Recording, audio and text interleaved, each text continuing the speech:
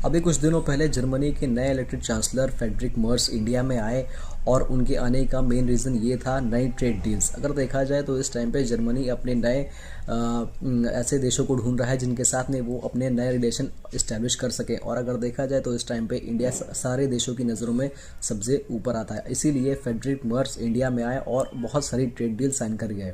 अगर देखा जाए तो उसी दिन 12 जनवरी को ही 19 MOU साइन हुए हैं। और अगर देखा जाए तो मेजरली इस पे फोकस था डिफेंस सेक्टर पे, जस्ट लाइक सबमरीन्स, शिप्स और सेमीकंडक्टर चिप्स। नो उसी दिन अगर देखा जाए तो 72,000 करोड़ की जो ट्रेड डील थी वो साइन की गई।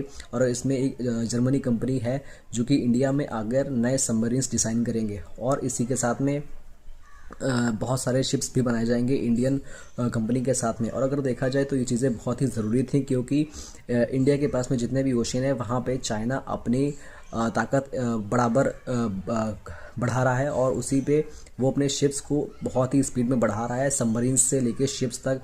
और अगर देखा जाए तो सबमरीन्स की बात करें एज़ कम्पेयर टू चाइना, हम लोग के पास में उतने सबमरीन्स नहीं हैं और यहीं पे नेवल फोर्सेस में कहीं ना कहीं इंडिया लैग करता है। और अगर देखा जाए इसी चीज़ को काउंटर करने के लिए नई ट्रेड डील साइन की गई है।